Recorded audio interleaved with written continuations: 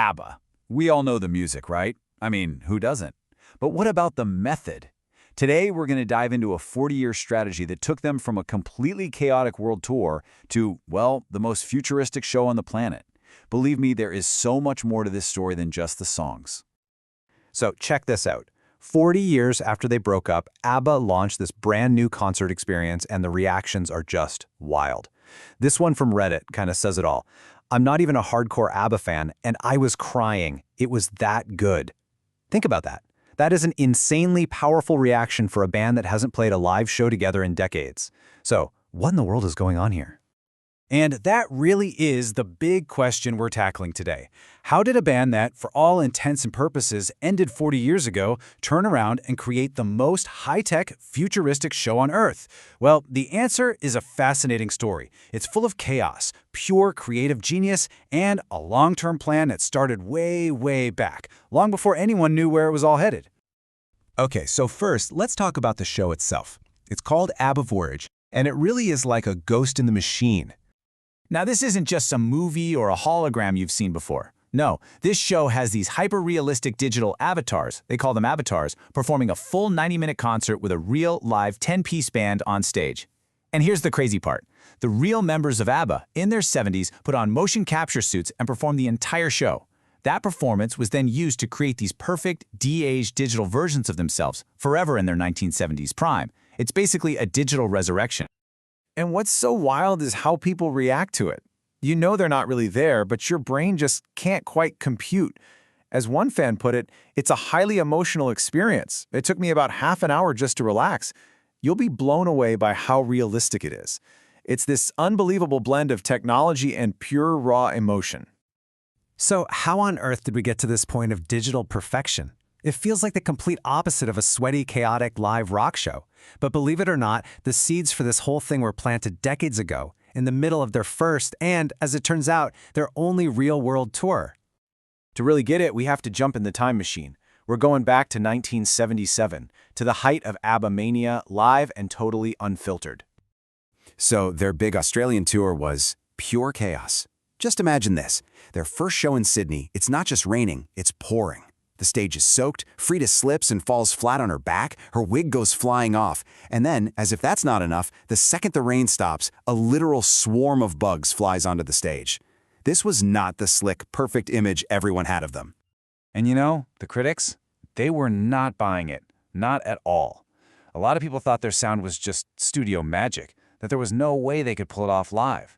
One critic wrote, "I doubted if the sugar-sweet Swedes could reproduce their smooth recorded sound during a live performance. The pressure was just immense." But then, they played. And that same critic who was so skeptical, he was completely blown away. He wrote, "They really can reproduce their recorded sound. This was probably the most amazing aspect of ABBA's Australian concerts. Even in a rainstorm, with bugs everywhere, they proved their perfectionism was the real deal." So, massive live success. You'd think the obvious next step is more tours, bigger stadiums, the whole rock star thing, right? Well, nope. This is where the story takes a sharp turn. They became the anti-touring superstars. Turns out, even though they were amazing at it, they just hated touring. They found it exhausting, draining, and just not for them. Their real love, their passion, was being in the studio, writing, and recording. But they had millions of fans all over the world. So what do? You have to find another way to reach them. And this picture really says it all. It's 1977, they are on top of the world, being celebrated in the UK, the absolute peak of their fame. And while the entire world was screaming for more concerts, they were secretly plotting their escape from the road for good. So what was their genius solution? Promotional clips. We're talking years before MTV was even a thing. They teamed up with a director and started making these little mini-movies for their songs. They created this whole visual style that was uniquely theirs, and they could just send these videos all over the world, reach everybody, tour nowhere. It was brilliant.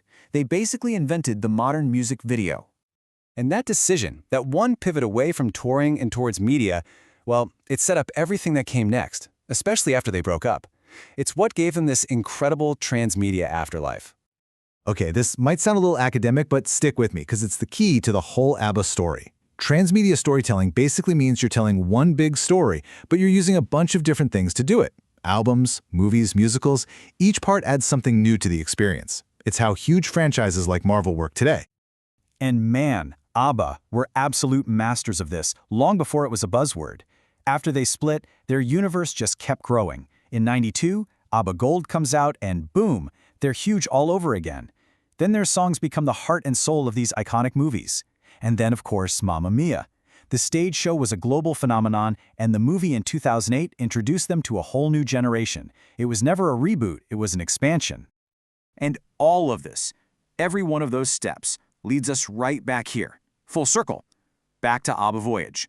Because this show, it's the final solution to that problem they faced all the way back in the 1970s.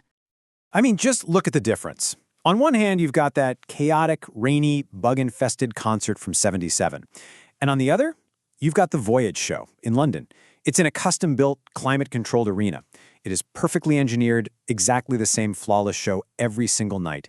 The band has total creative control without any of the physical exhaustion. It's like they finally figured out how to take their perfect studio sound and put it on a stage. And it's not just perfect for them, it's perfect for the audience. We've all been to those shows where you're stuck behind someone tall and can't see a thing, right? Well, forget that. A fan at Voyage said, "The tiers are steep enough that you won't have a problem with people blocking your view. I was absolutely perfectly comfortable the entire time." It's a concert experience designed for ultimate enjoyment. So here's the bottom line. This whole Voyage show, it's not just some random comeback. It's the final, brilliant move in a 40-year chess game. It's the ultimate answer to the question they've been asking their whole careers. How do we give the world the perfect ABBA experience, but do it entirely on our own terms? When you think about it, it's incredible. They used videos, then movies, then musicals, all to avoid the one thing every other band on Earth does: tour endlessly. And by doing that, they've completely changed the game and redefined what a live concert can even be. So it leaves you with one big question. Who's going to be next to step onto that digital stage?